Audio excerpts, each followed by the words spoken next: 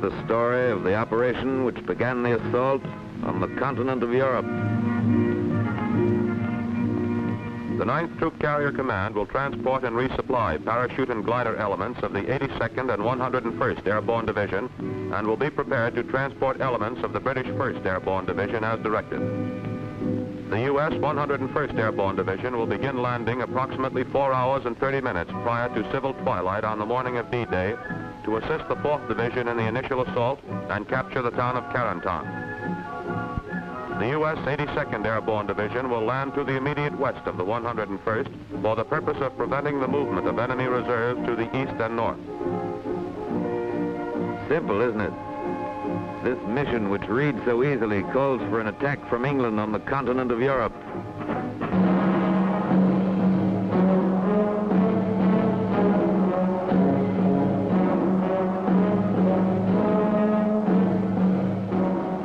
Festung Europa, walled in by the formidable defense in depth of the Atlantic Wall.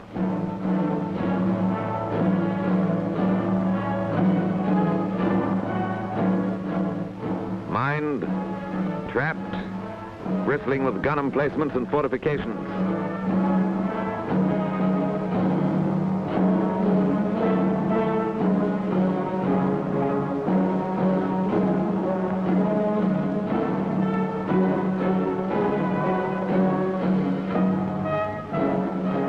Impregnable barrier, said the Nazis.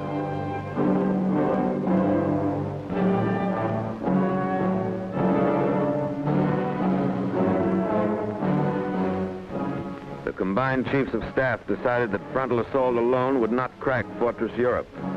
The Atlantic Wall must be vaulted and the cracking process begun from the rear. The initial effort by land, sea, and air would be made in this area, spearheaded by troop carrier and airborne forces.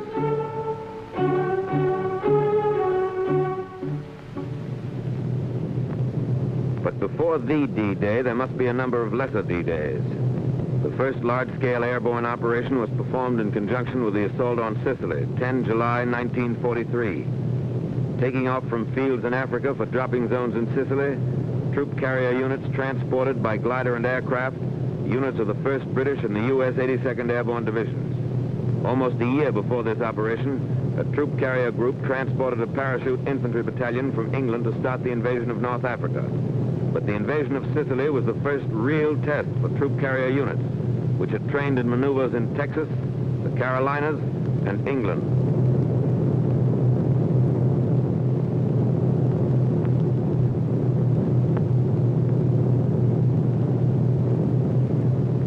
The Sicilian operation indicated there was much to be learned about the planning of an airborne operation.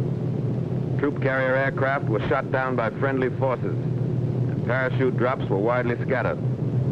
It was a tactical success, however, rich in experience for the units which would later participate in the assault on the continent. The lesson was driven home that more navigation aids were badly needed, that gliders must be landed at slow speeds, that some type of air brake was necessary to decrease the rate of descent of gliders going into small fields, that protection for the nose of the glider in rough landings should be provided, not only to protect the pilot, but to facilitate unloading. A technique had to be worked out for gliders landing on water.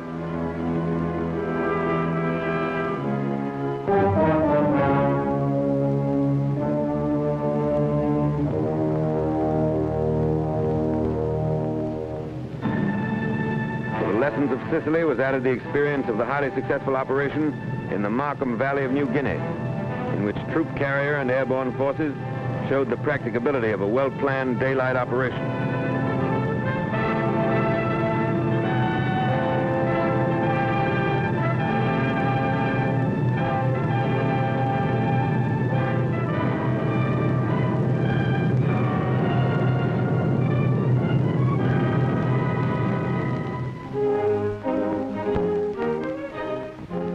Back in the United States, many lessons learned from the operations in Sicily, Markham Valley, and Salerno were made a part of training and maneuvers.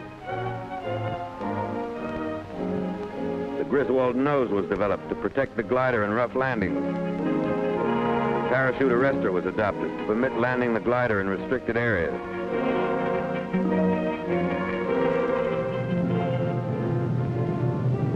The intercom between tow plane and glider was introduced.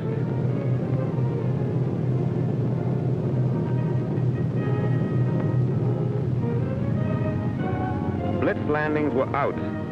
Glider pilots were taught a slow, constant rate of descent, with a slow landing to a precise spot on the ground.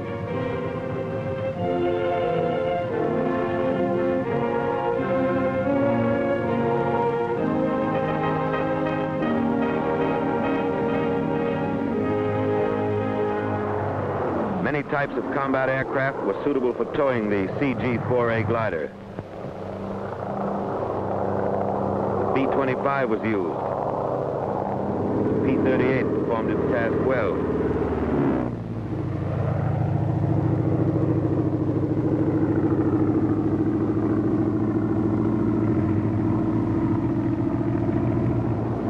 Even the PBY became a tow plane.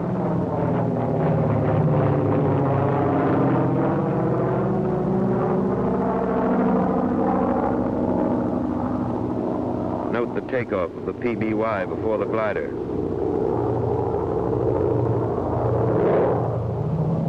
Here's a B-17 in dual tow.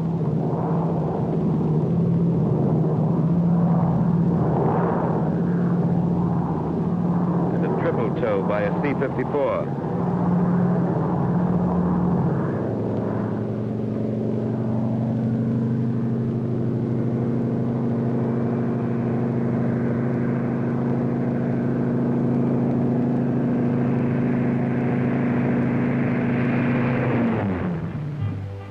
Airborne aviation engineers trained in anticipation of their probable use for building landing strips and rebuilding bombed aerodromes in France. Troop carrier airplanes are converted in a matter of minutes into ambulance ships.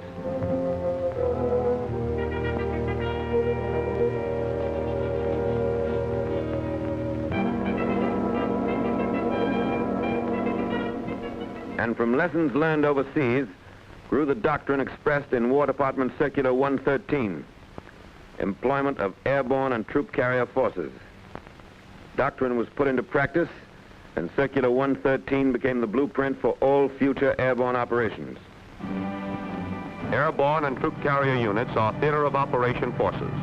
Their employment must be an integral part of the basic plan made by the agency directing all land, sea, and air forces in the operation. The coordinating directive must be issued in time to allow realistic preparation and training by troop carrier and airborne units for the specific operation. Airborne troops must be employed in mass and the bulk of the force landed in as small an area as possible. The use of highly trained pathfinder teams dropped in advance to mark dropping zones and glider landing zones is essential. Procedures must be prescribed which will ensure that troop carrier aircraft on course at proper altitudes and on correct time schedules are not fired upon by friendly forces.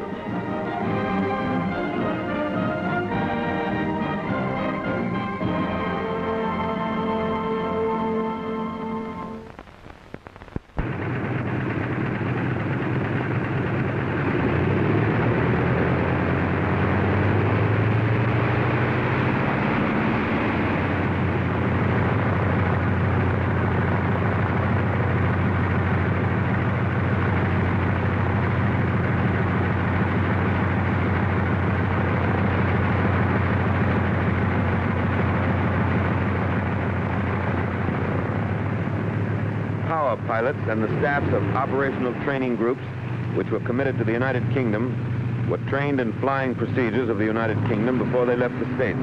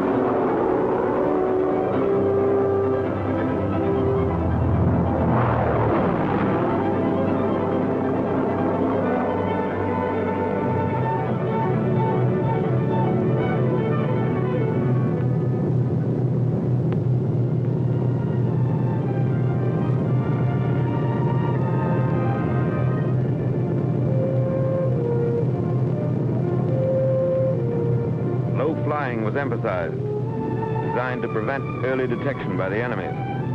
Air crews had to fly through a corridor of flak, pinpointed by searchlights. Every aspect of operations in the United Kingdom, flying control, air-sea rescue, supply, British navigation, weather, all phases of theater training were covered before the units departed overseas.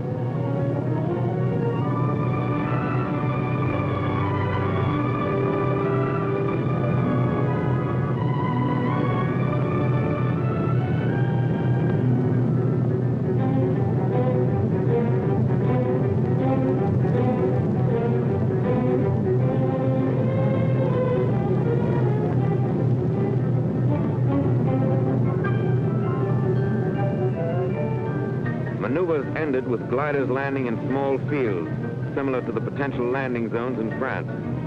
Live loads are in the gliders.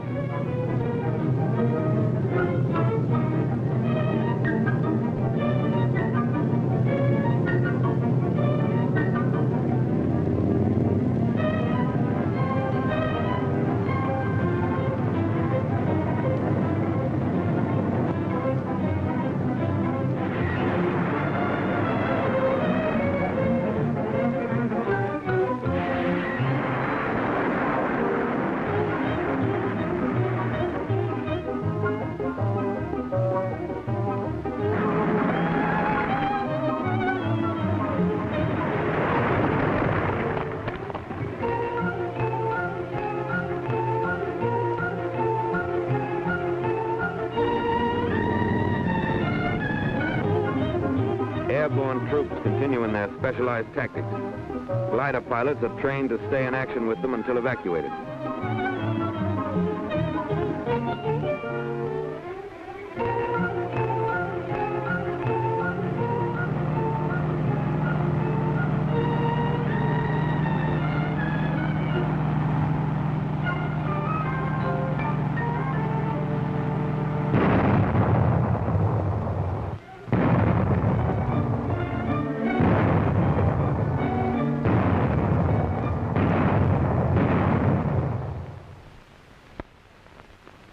Meanwhile, in England, Supreme Headquarters was formed. The planning phase changed to the manning phase. Supreme Headquarters, Allied Expeditionary Force, published a standing operating procedure, which was laid on by Allied Expeditionary Air Force and 21 Army Group, the top headquarters of air and ground forces for the assault. Under AEAF were the 9th and 2nd Tactical Air Forces, which controlled American and British troop carrier units. 21 Army Group commanded American and British and Canadian ground forces and the Airborne Divisions. Orders for the operation had been issued to troop carrier and airborne commanders, and their initial studies had been made. Liaison had been established between 9th Troop Carrier Command and the AEAF, 21 Army Group, the Navy, the 9th Air Force, the 101st Airborne Division, 1st Army, 82nd Airborne Division, and 1st Airborne Division. This was the chain of command for the airborne operation.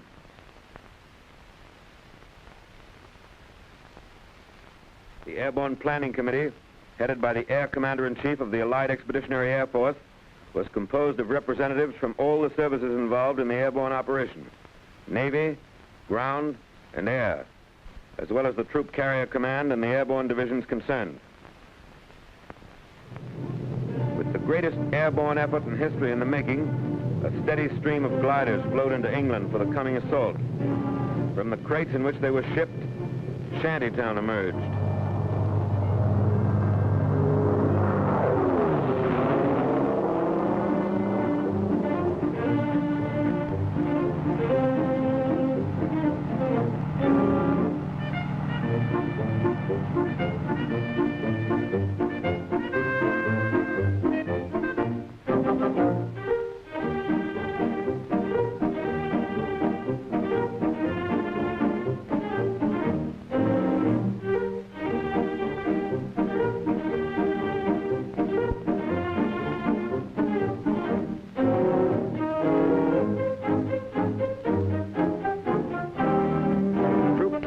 Glider mechanics and Air Service Command units have the task of rapid assembly of CG-4As.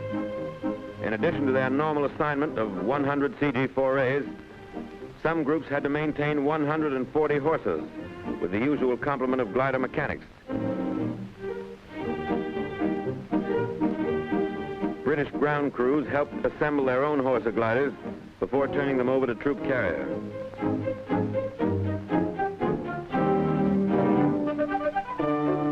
This British horser now belongs to the 9th Troop Carrier Command. Operational training with the Airborne Divisions started in March, 3 months before the assault. This time, Troop Carrier did not have to haul freight.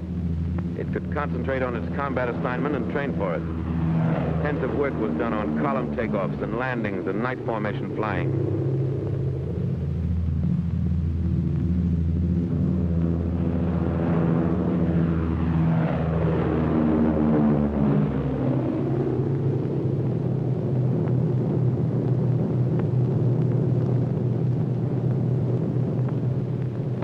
Each group now had 73 aircraft instead of the normal 52. The troop carrier force of 3 wings and 14 groups contained 1 experienced wing and 5 combat-wise groups from the Mediterranean. The last 7 of the 9 troop carrier groups committed from the States arrived in England between January and March.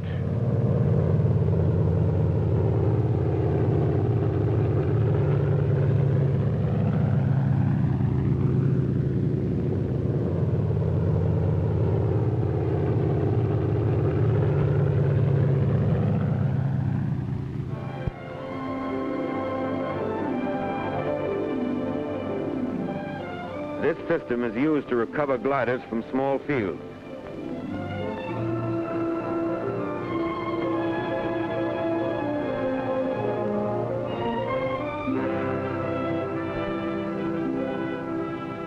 Three planes in each squadron are equipped for aerial pickup.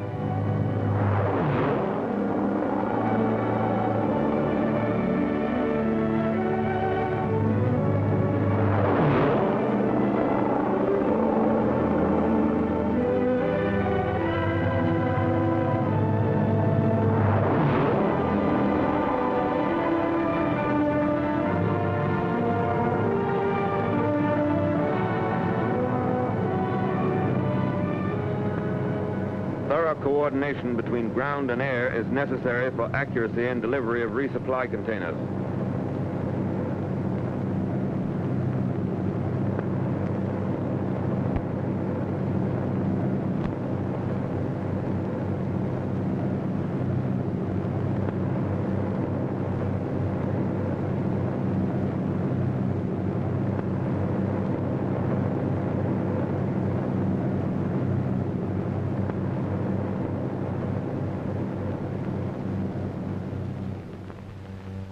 These men are pathfinders, a combined team of troop carrier crews and parachute technicians who will drop on objective areas and set up homing devices for the main aerial convoy.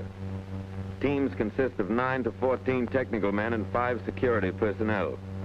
The Pathfinder School, starting without precedent and table of organization, and with little equipment, turned out 50 trained troop carrier crews and 260 British and American airborne officers and men by D-Day. Pathfinder airplanes were equipped with every navigational aid used by troop carrier, and the flight crews and airborne teams received 30 to 60 hours training in their use, both in the air and on the ground.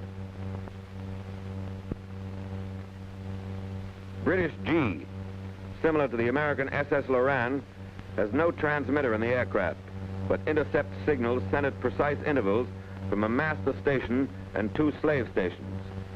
The difference in time of arrival of these signals is measured and referred to a G lattice chart showing numbered lines of position. The numbered line corresponding to the measurement is the line of position the aircraft is on the instant the measurement is taken. As an extra precaution, the leader and the deputy leader of each main serial flew aircraft also equipped with G. SCR 717C is used by the Pathfinders and 2 aircraft in each main serial. The picture shown on the 717 scope, the nearest thing in radar to a regular map, indicates such objects as shorelines, lake cities, and convoys, with the range and azimuth of each object. The receiving aircraft appears in the center of the scope. When 717C is tuned to a BUPS beacon, the map is not visible. The coded image shown here in the upper left quadrant is the BUPS beacon signal and indicates the range and azimuth of the beacon from the aircraft. The beacons are set up in the DZs by the pathfinders. All troop carrier aircraft are equipped with Rebecca, the close-in radar aid, used at ranges averaging 15 miles. Eureka is triggered by the Rebecca transmitter in the aircraft. The impulse, when received, trips the Eureka transmitter, which sends a signal back to the aircraft on a different frequency. The twin Rebecca antennas, by the intensity of signal received on one side or the other, indicate on the scope which side of the aircraft Eureka is on, and the range of the aircraft from the ground station. When the signal is received with equal intensity on both antennas, the aircraft is on course. Each Pathfinder team is equipped with 8 specially designed holophane lights from which DZ light tees are made. By D-Day, crews who had lived, trained, and were briefed together could navigate under instrument conditions to within 600 to 800 yards of a pinpointed position in unfamiliar territory.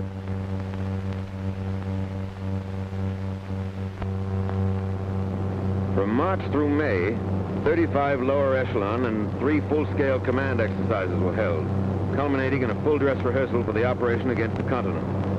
The times, loads, distances, and navigational aids were exactly as would be used in the assault. Landing zones were selected for their similarity to those in Normandy, which intelligence showed were 900 to 1,500 feet long and averaged 500 feet wide. Mosaics showed that the objective areas would hold 1,300 gliders. The Normandy fields were bounded by trees 15 to 75 feet high, along with numerous dense hedges.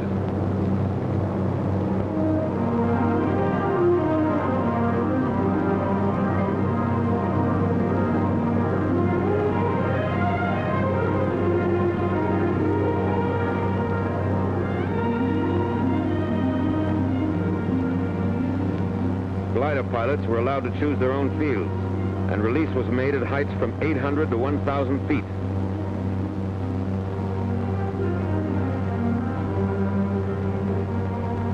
Both ideas were impractical. The high release made the gliders more vulnerable to ground fire and sacrificed accuracy. And when each pilot chose his landing field, there were too many conflicting patterns. Following this maneuver, it was decided that leaders were to choose the landing field for the 3 other gliders in his element, and the release would be made at 400 to 600 feet.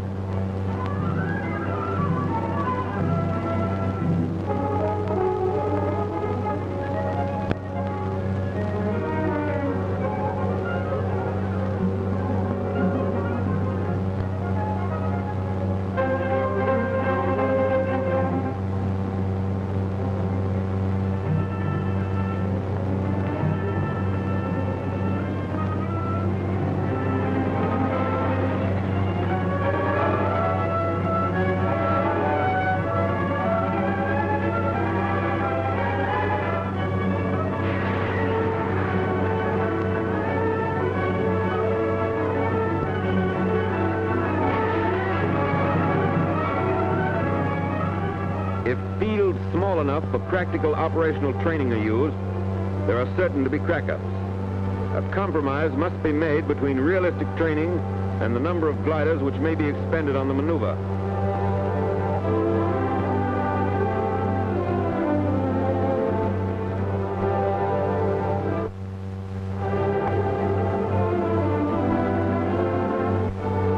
One reason the percentage of Horsa crack-ups was to be so much higher in the actual operation was that a sufficient number were not available for extensive practice in full load landings into small fields.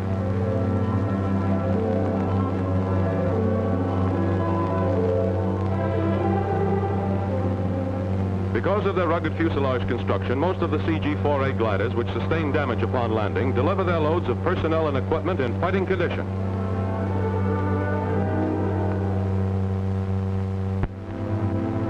The order of battle in the plan is given a final check at Advanced Headquarters, 9th Troop Carrier Command.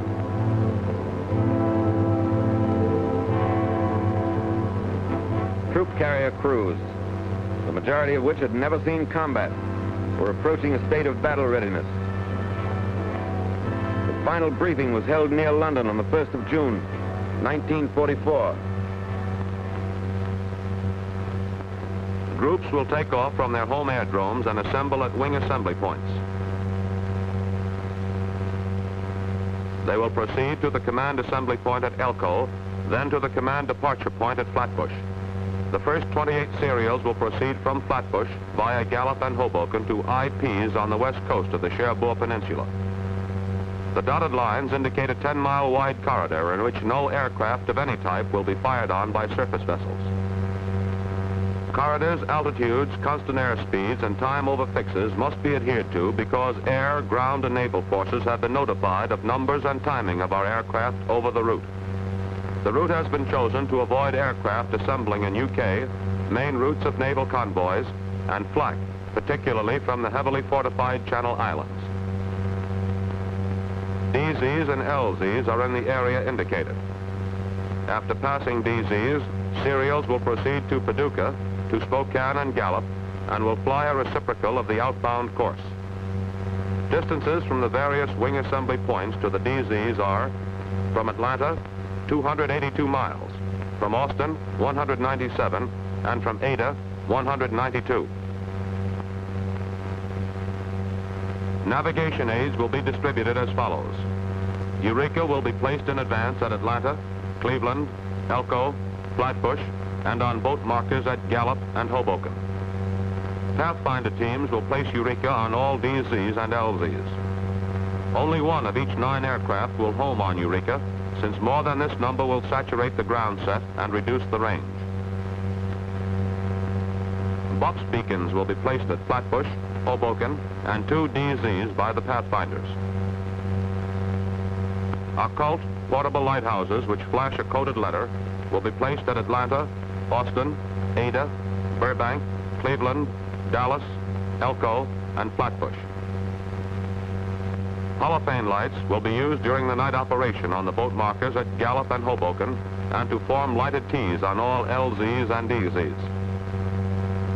The 2 boat markers at Gallup and Hoboken will be 100-foot boats manned by the Royal Navy and will maintain their exact position in the channel by G.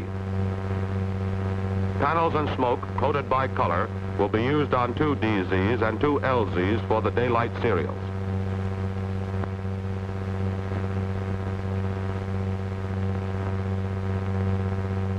Six Pathfinder serials, 3 airplanes in each, will take off beginning on D-1 at approximately 2200. A Pathfinder serial, illustrated by circled aircraft, will precede the main convoy into the 6 drop zones by 30 minutes. Troops from the first Pathfinder aircraft will land on the first DZ at 0020 or at H-4½. The first 28 serials, 24 to 54 aircraft in each, will deliver their loads into the DZs during darkness on D-Day morning. The interval between parachute serials will be 6 minutes. Altitudes of all serials, both glider and parachute, will be Elko 1500, Flatbush 1000, Overwater outbound 500. The main parachute formation will fly 9-ship V/Vs in 18-ship squadrons with 1,000 feet between each 9-ship formation. Both troop carrier and airborne decided on this formation as the best for rapid delivery of troops en masse. Radio silence will be maintained except in extreme emergency, and Rebecca will be turned off after making the turn at Hoboken until within 20 miles of the DZ to avoid alerting the enemy. All serials will cross the IP at 1,500 feet, descending to 700 at the DZ or LZ. After the drop or release is made, all aircraft will descend to 100 feet, climbing to 3,000 before crossing Gallup. On the return, Gallup to Elko will be flown at 3,000 feet, since outbound serials will be using the same corridor at 500 feet. The first 26 serials, or 821 aircraft, which will transport all the parachute troops of both the 82nd and 101st Divisions, will complete their drops by 0244.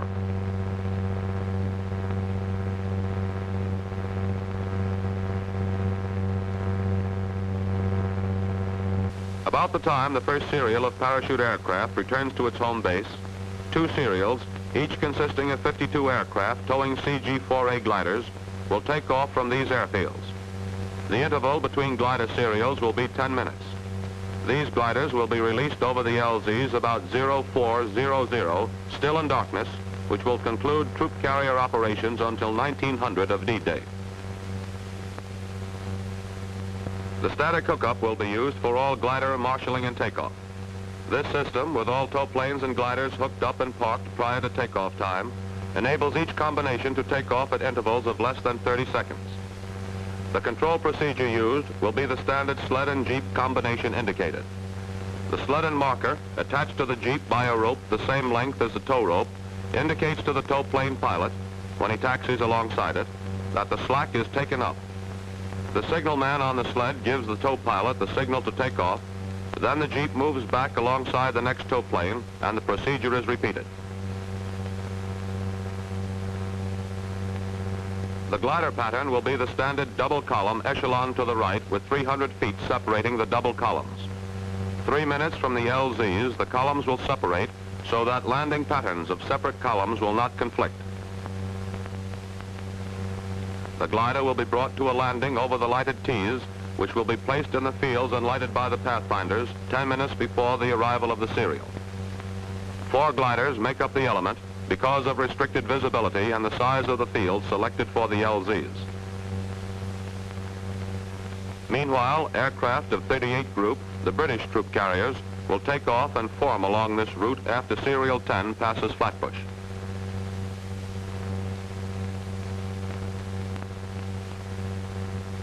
Diversionary measures for enemy radar installations will be furnished by British Sterlings, which will accompany our serials to Hoboken. After troop carrier serials turn at Hoboken, the Sterlings will continue the same course and drop window to simulate troop carrier serials. They will then turn into the coast and drop dummy parachutists. The RAF will furnish 3 screens of 4 to 8 interceptors, each placed to the south and east of the DZs to attack searchlight and flak installations. Day fighter protection of 2 to 3 fighter groups for each aerial convoy will be furnished by the 9th Air Force. On D-Day at 1900, 5 serials, 208 aircraft, towing 36 CG-4A and 172 Horsa gliders, will take off and begin releasing gliders into the same LZs about 2100. All gliders will be landed by 2310. The route in this case will be the same as far as Gallup, where a left-hand turn will be made.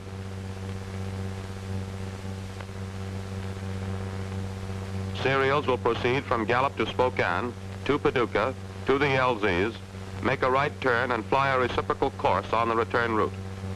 All future serials will follow this route since the beaches will be secure by this time and will afford more protection from ground fire for daytime flight.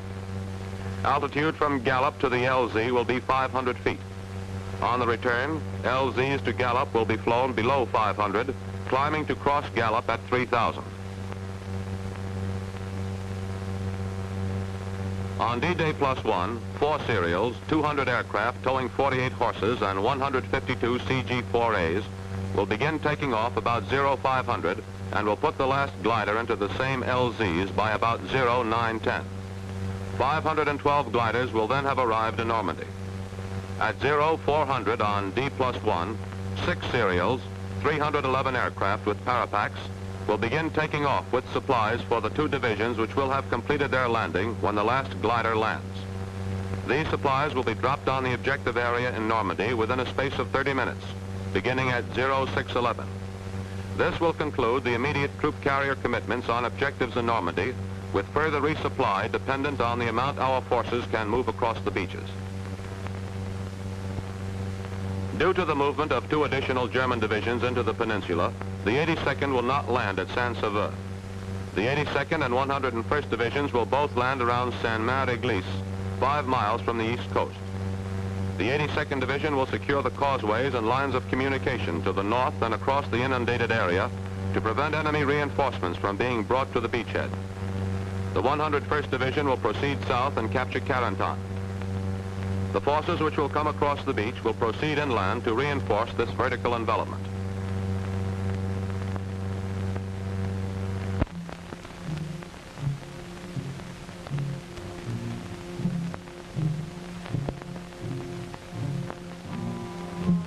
Airborne infantry file into buses for their last land-borne ride until D-Day.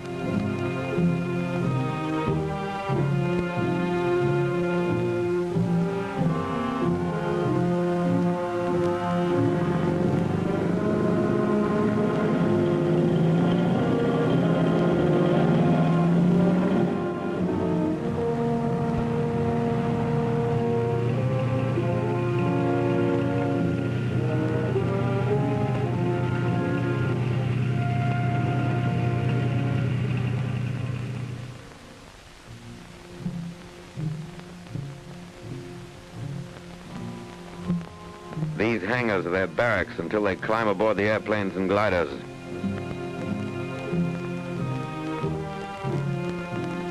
New equipment is issued.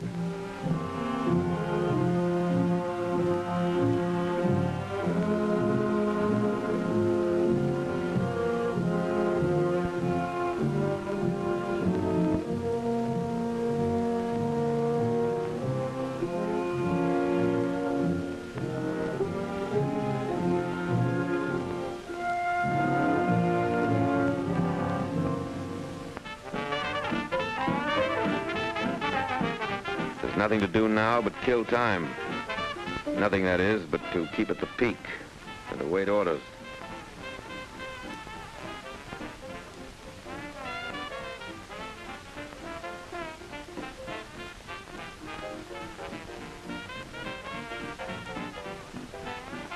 And to grab a few moments to read letters from home and write a few lines.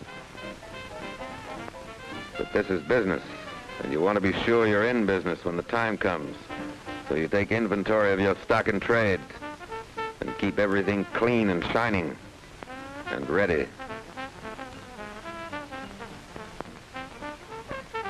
Overnight, the ships blossomed out in their new war paint. On D-2, invasion markings were applied. Another lesson from Sicily.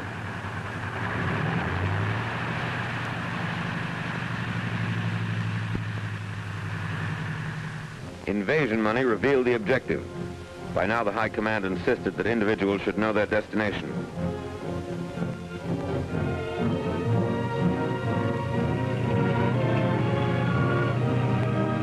Hours before takeoff time, parapacks were assembled and delivered to the C-47s.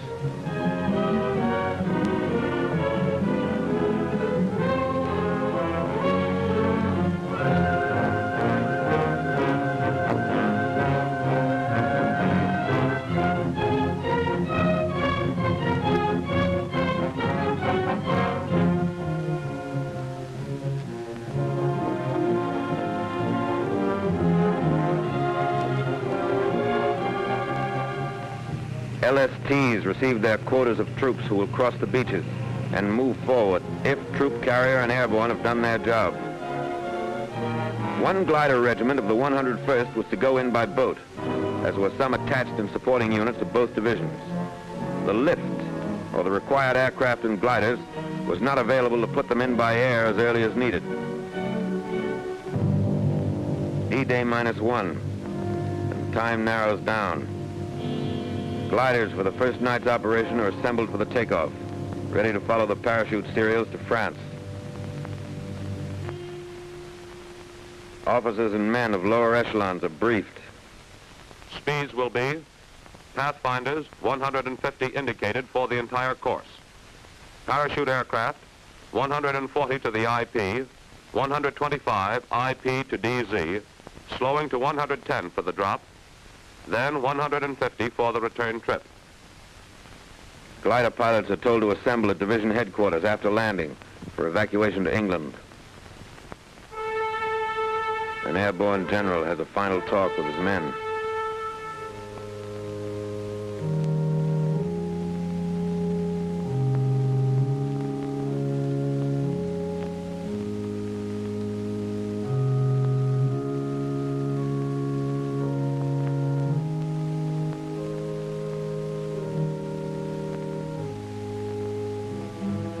Troop carrier and airborne have their final inspection.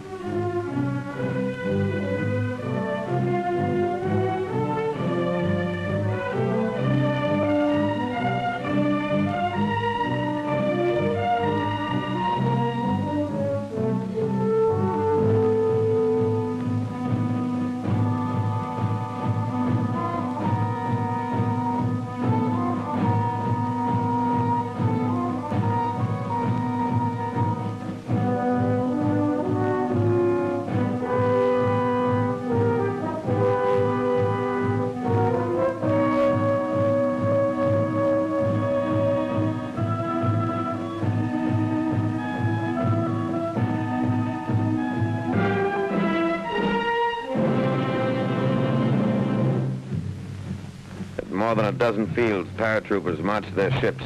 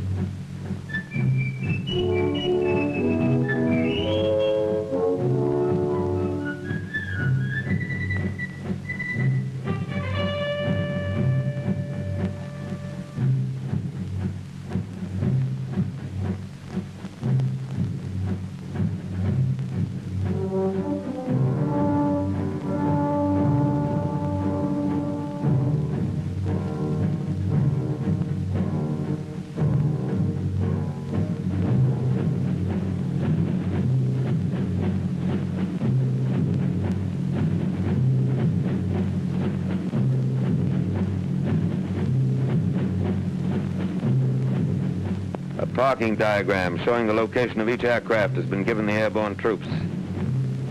Each pilot has been furnished a list of his passengers.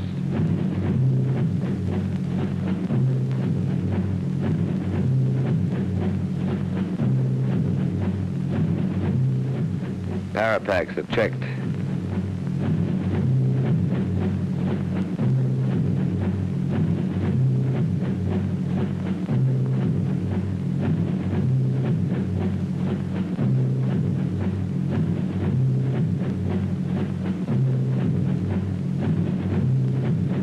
This outfit has enough Apache blood in its collective veins to justify their haircut.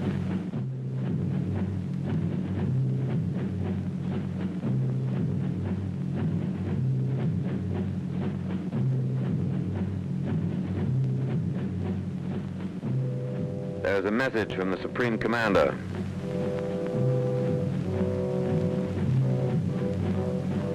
You are about to embark on a great crusade. The eyes of the world are upon you, and the hopes and prayers of all liberty-loving people go with you.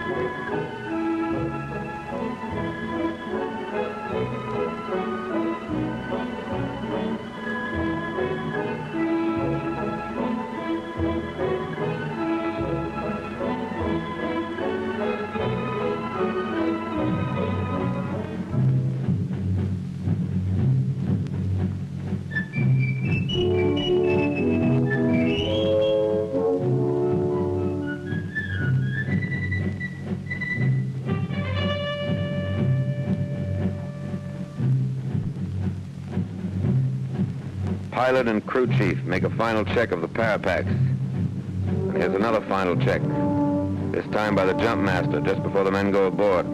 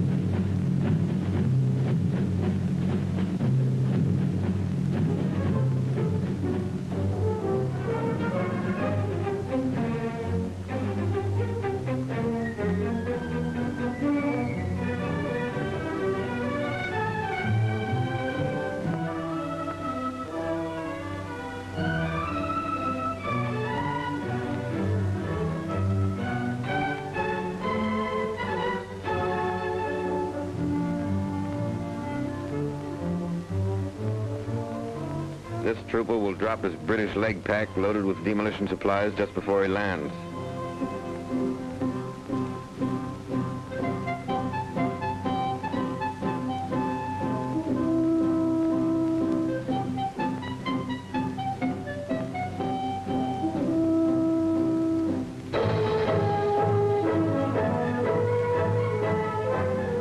At dusk, Pathfinder teams board the ships that will show the way into enemy territory.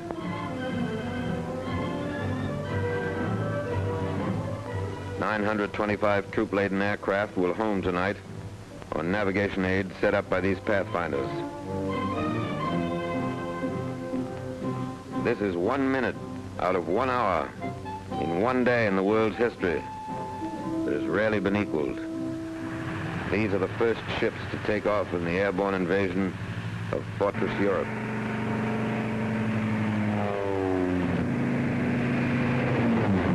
First Pathfinder ship is airborne at 21:54.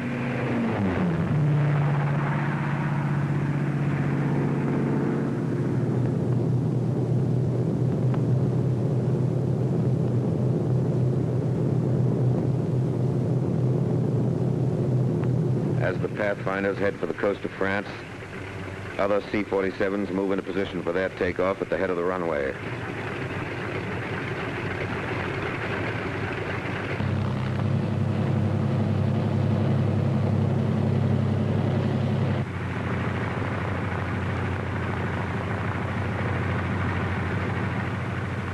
"30 minutes after the Pathfinders take off, the first serials of C-47s follow on the invasion path.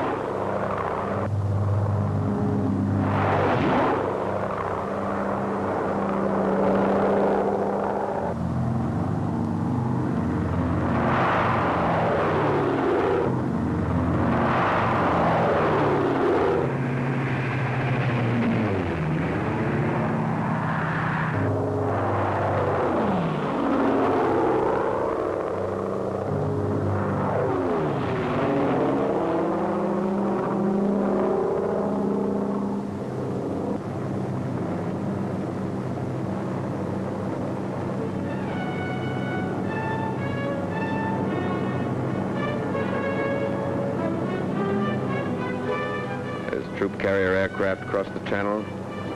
The Allied invasion fleet has already weighed anchor.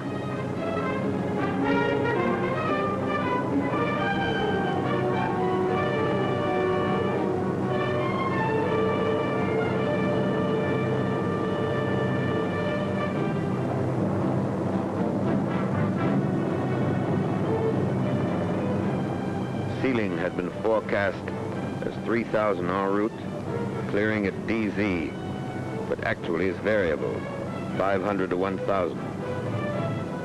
Visibility is poor.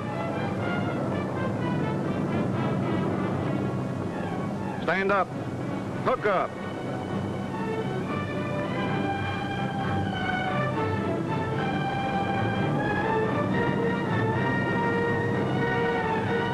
Ready with the red. Shoulder red. Stand to door. Ready with the green. Shoulder green. Go.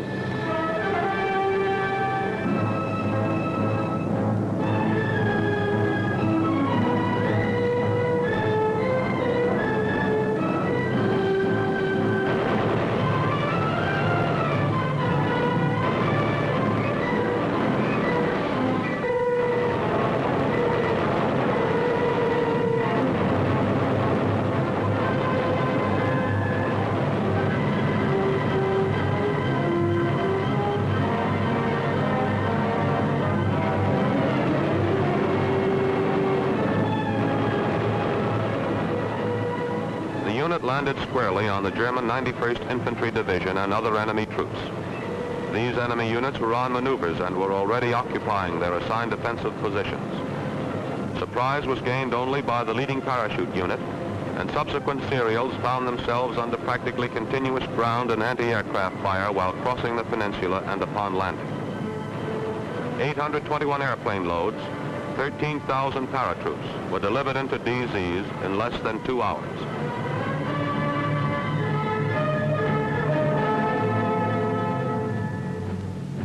Troop carrier had not planned or trained for a night glider landing, but more Panzers moving into the peninsula made 100 glider loads of anti-tank guns and troops essential for the initial phases. It was estimated that only 50% of personnel and equipment would be available for use after the landing. This calculated risk was accepted. The serials were made up of the reliable CG-4As which were easier to put into strange fields in darkness. 0200. Time for the gliders to go.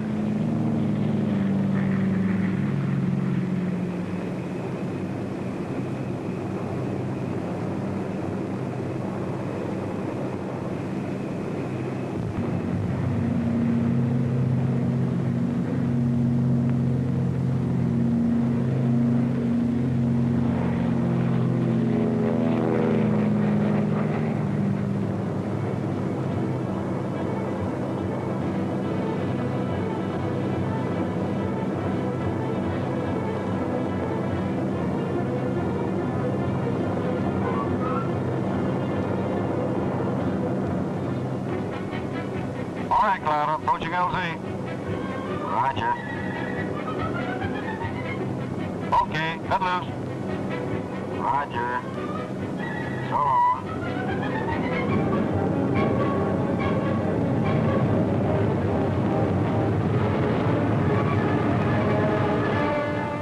The briefing was accurate.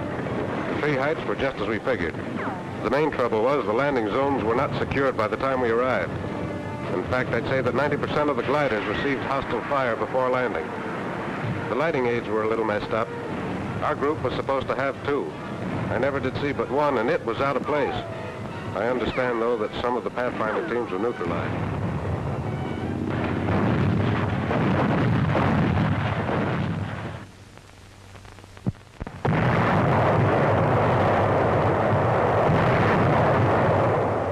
Coastal defenses are softened up for the beach landing.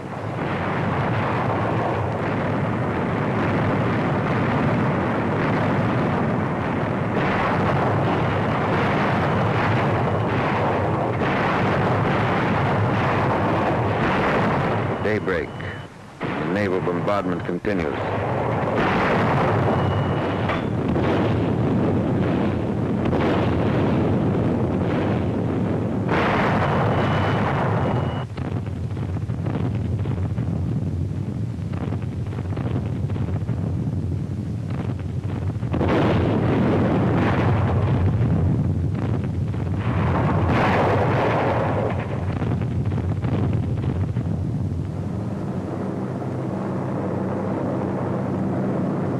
Marauders went in ahead of the troops to blast enemy coastal installations. Priority number 1, air supremacy, had been obtained a long time before D-Day. The 8th and 9th Air Forces had accomplished that. Standing offshore, the invasion craft wait as Allied planes blast the coast.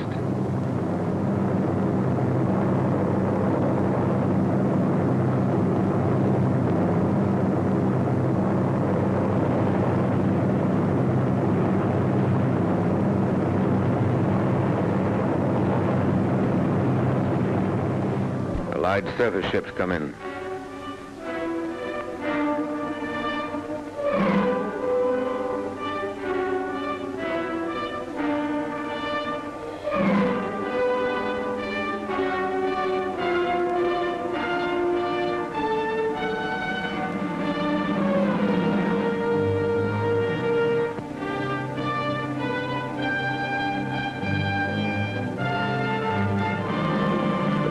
Go on to the next phase, the bombing and crippling of roads, bridges, waterways, railheads, the isolation of a battlefield.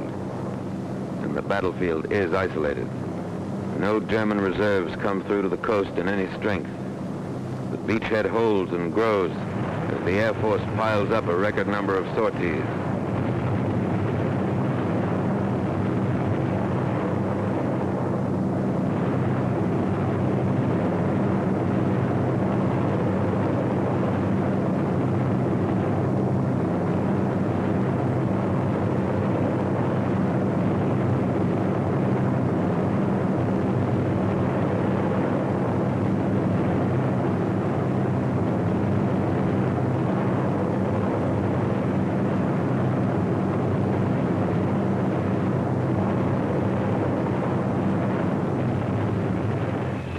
Fighters blast every target that moves on enemy ground.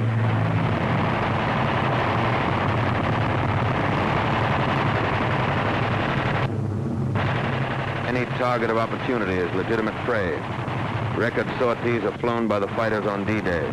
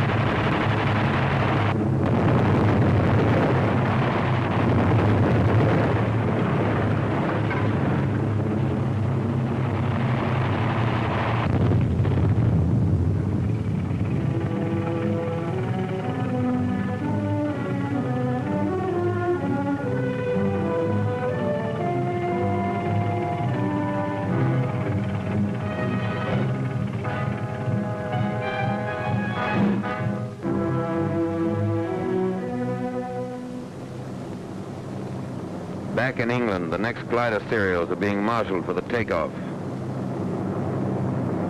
The C-47s are doing double duty. Back from the paratroop drops, they're ready to take off with gliders. Dual tow had been practiced in the States, but it was not used in this operation due to the extra time necessary for air assembly and to the additional marshalling space which it would require on the aerodromes.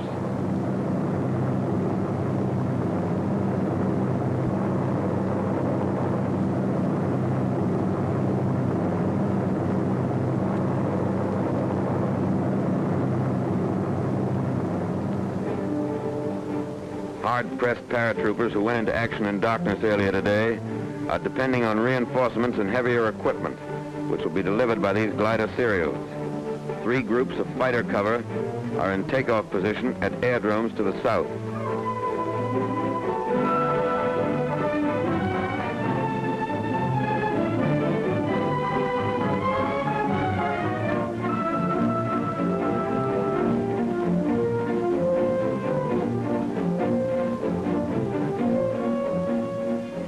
The coordinated British effort was made simultaneously by the British 6th Airborne Division, transported by RAF 38 Group on objectives around Caen. Particularly interesting was the delivery of 8.5-ton tanks of a Recce regiment in 30 huge Hamilcar gliders. 29 of the 30 tanks were in action within 10 minutes after they were landed.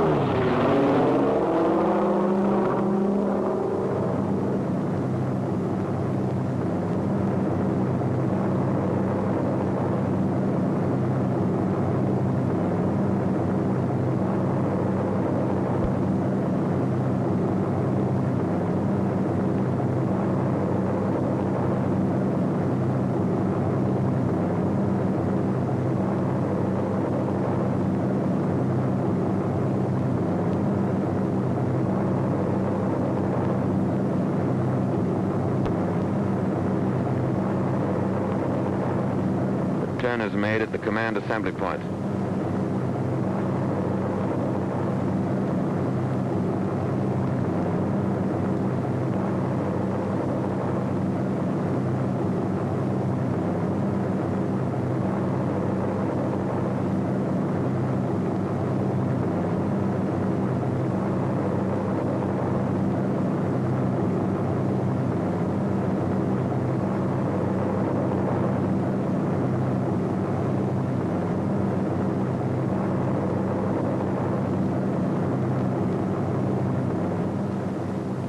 superiority makes possible this daylight operation.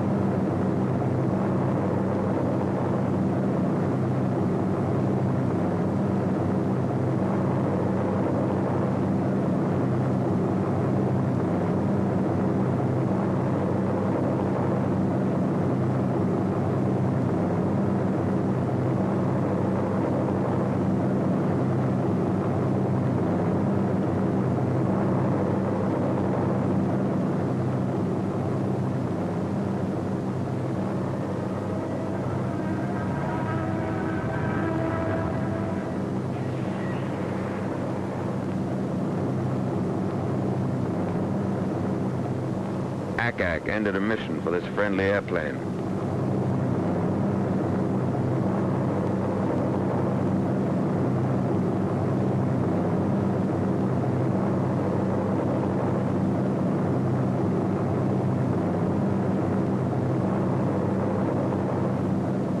As these gliders and their tow planes head into France, C-47s, which already have dropped their gliders, pass on their way back to England. Two-way traffic, and it's congested.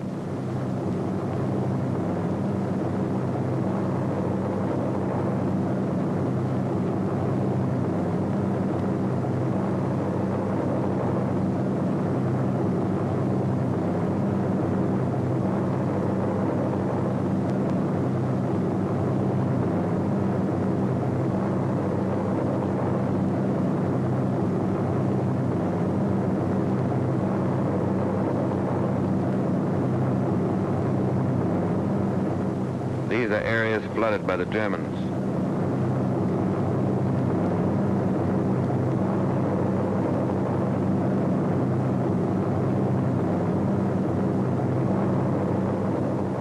Parachutes and gliders from the previous serials.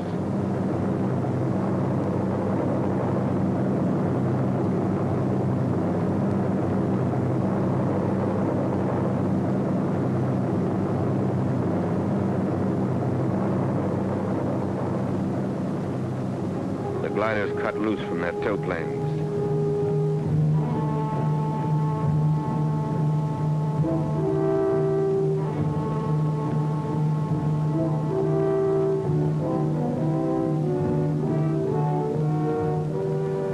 We have fighter cover all the way to the landing zone. Not even a lone German fighter was able to sneak through.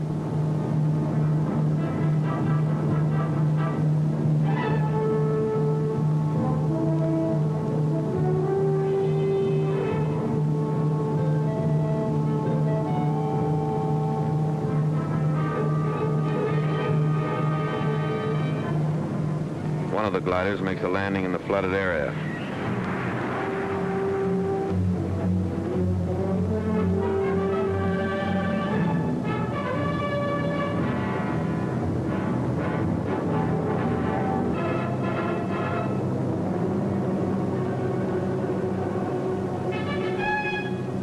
Here are the staked fields intelligence warned us about. The traps consisted of poles 12 to 15 feet long.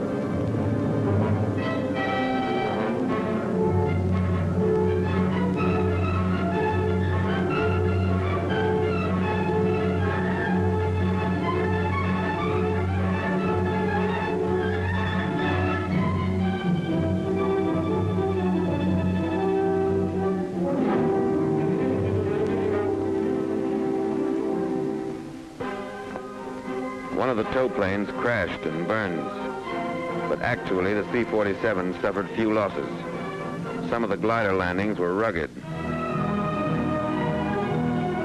and so were some of the paratroop landings. were plenty of dummy German guns around.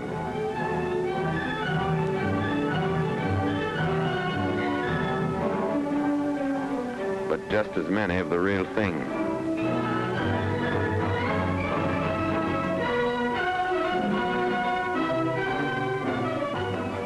The men who landed here won't forget this meadow.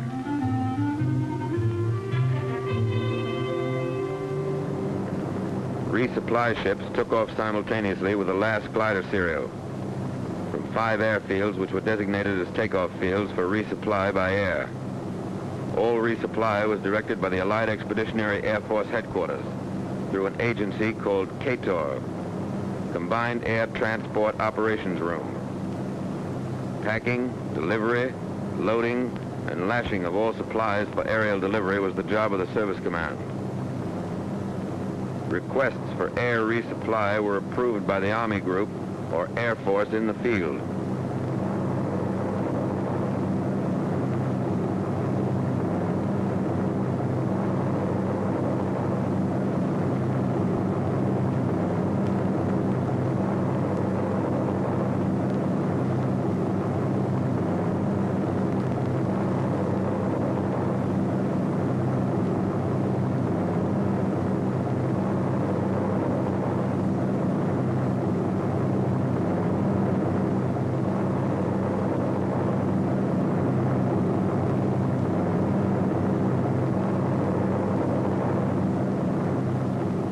Supplies are dropped.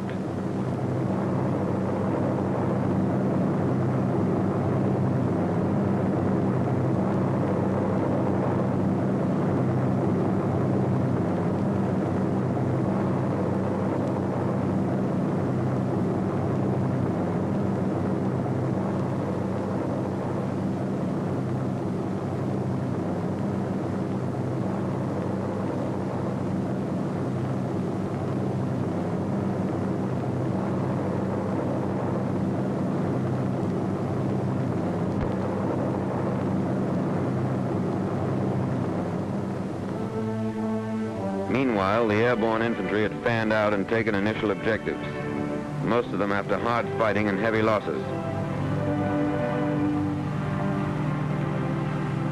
Now they're moving through the key town of Saint-Martin-de-Varreville.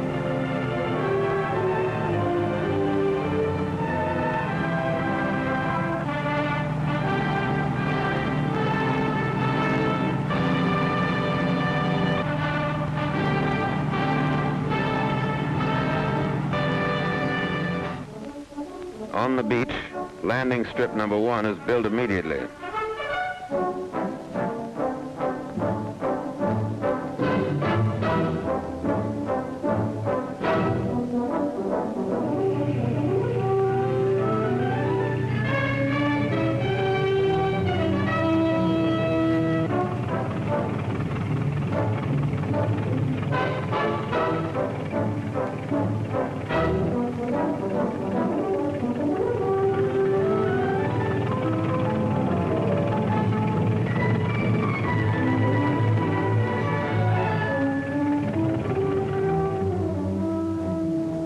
Balloon barrage to protect the field from enemy strafers. D+4. On the still incompleted strip troop carrier begins evacuation of the wounded to airdromes convenient to base hospitals in England.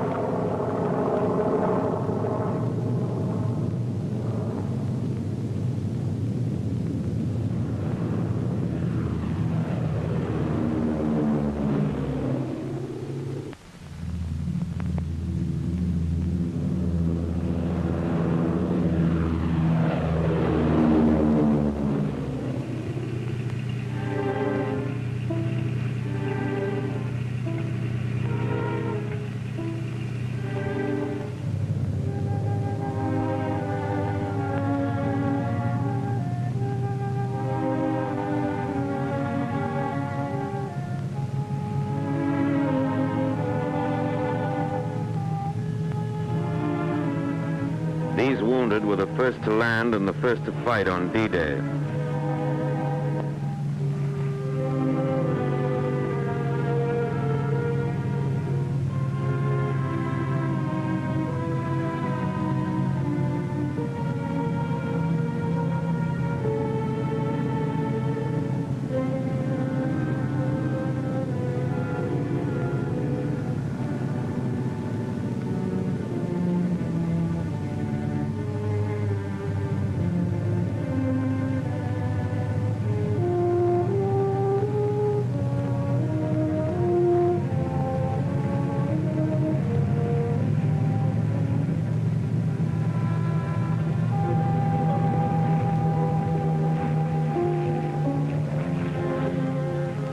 blood plasma is supplied before the ships take off.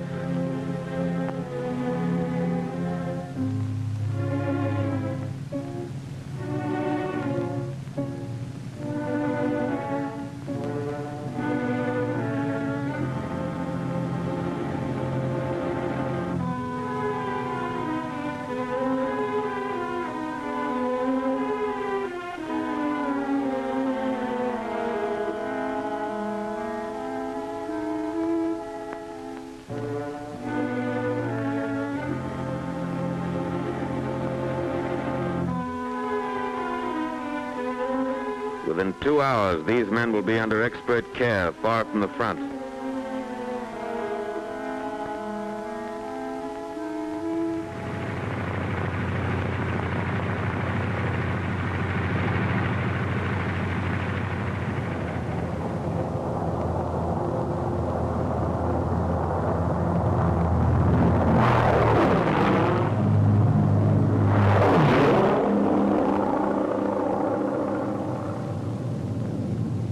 By now, Saint-Martin-de-Varreville is well to the rear. On the edge of town, another landing strip is hacked out.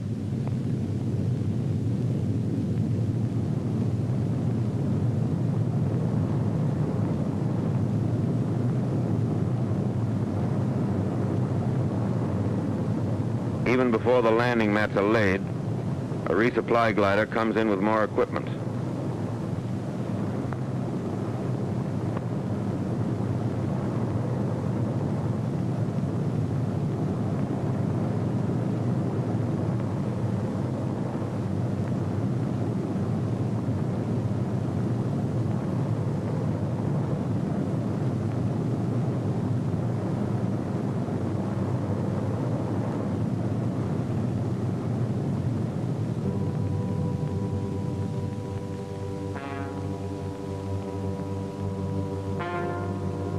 The weather turned bad, and it was impossible to move supplies across the beaches. But the army which had landed had to be supplied.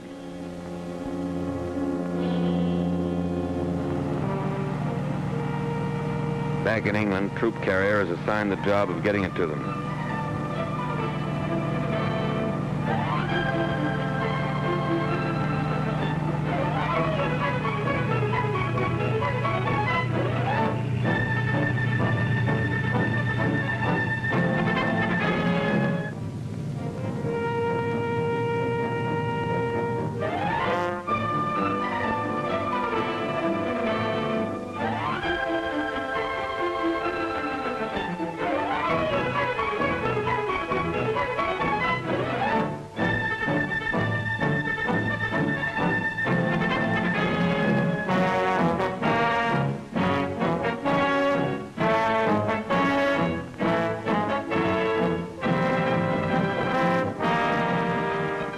Nurses and medical supplies make the trip along with shells for Allied guns.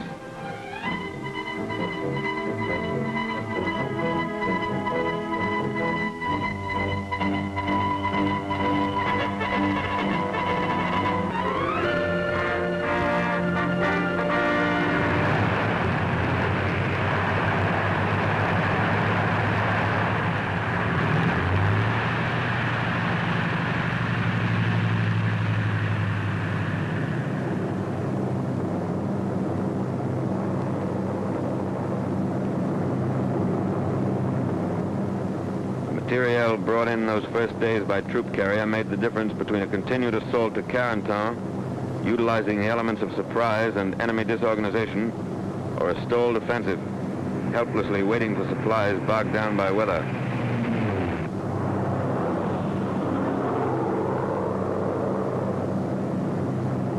The landing strip at Saint-Martin-de-Varreville handled the traffic for resupply.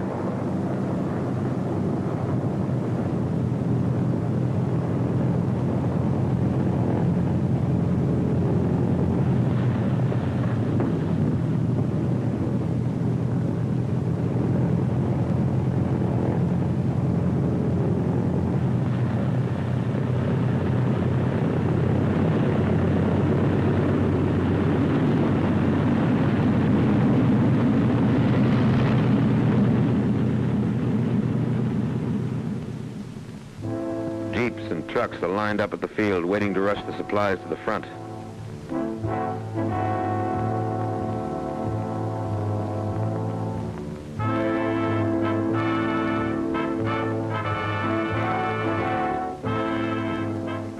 As soon as the ammunition is unloaded, the wounded will be brought aboard.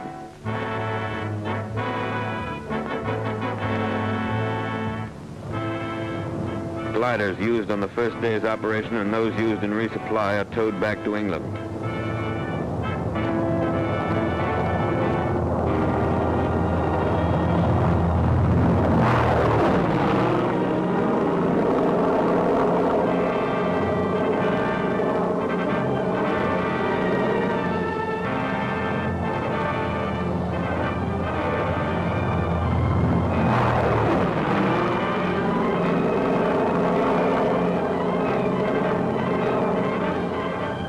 Inaccessible spots, tow planes use an aerial pickup to get the gliders back home.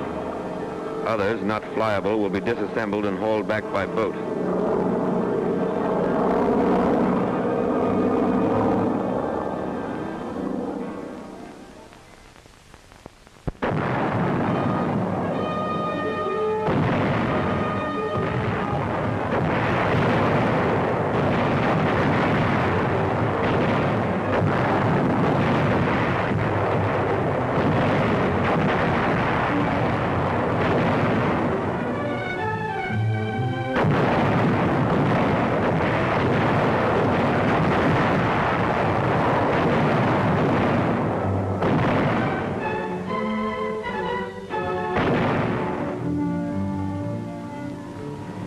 The 82nd and 101st Airborne Divisions were in action 33 and 24 days, respectively. The 82nd, having captured Saint-Martin-de-Varreville and secured the bridgehead across the Mezieres River, destroyed other river crossings, protected the flank of the 7th Army Corps, and drove west to the Douve River. The 101st seized the areas assigned it, destroyed bridges, and drove on to Cotentin to establish a defense area there.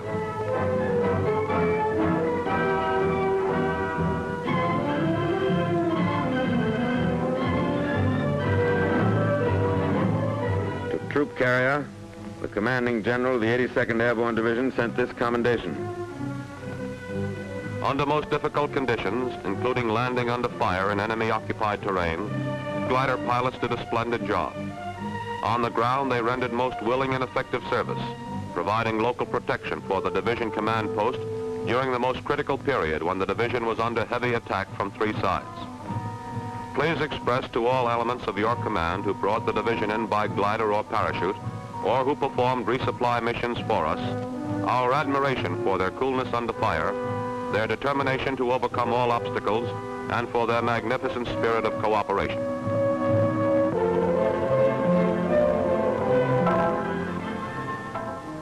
This is part of the price paid for 6 and 7, June 1944.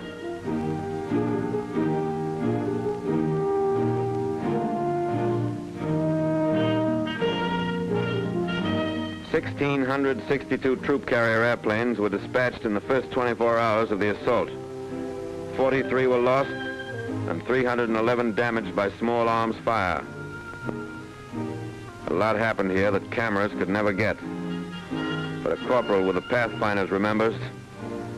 We were covering the landing of the first bunch of gliders. We were pinned down by German fire across the field. As the men came running out, they stepped right into it and started to drop all around us. A German cannon blew one glider right apart. A veteran glider pilot. A night glider operation means more landing casualties and extreme difficulty in unloading. It is certainly not desirable if a dawn or dusk landing is at all practicable. A power pilot. I flew in a parachute serial the first night and the navigation aids really worked. But I couldn't see the light T, which was supposed to be on my drop zone. BUPS was used very little because Rebecca and G worked so well. 717 was used to check landfall and general position, but that's about all. A War Department observer who entered combat with one of the airborne divisions. Troops were dropped generally in the vicinity of the DZs, but were badly scattered. It appears that prearranged supply systems are not flexible enough for airborne combat. Supplies should be dropped as called for by local commanders rather than dropped en masse. Large-scale parachute resupply drops are wasteful and should be restricted to emergencies. More attention should be paid to switching over to ground supply as soon as possible. A troop carrier liaison officer. Our Pathfinder teams, in 2 cases I know of, suffered heavy casualties. Eureka was installed in every case, at times with the Pathfinders flat on their stomachs, pinned down by enemy crossfire. The light Ts, which we expected so much help from, were only 10% operational due to enemy fire. 50% of the resupply drop landed in enemy hands. Communications didn't exist to advise later serials of changes in the enemy situation. Troop carrier operations and communications personnel should move with the first parachute or glider units. 89% of the horses and 50% of the wackos crashed in landing, but 75% of personnel and equipment were ready for combat.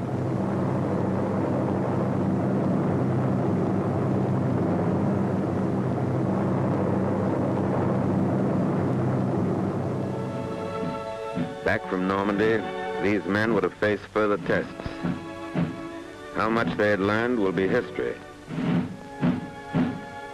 History made by an airborne army.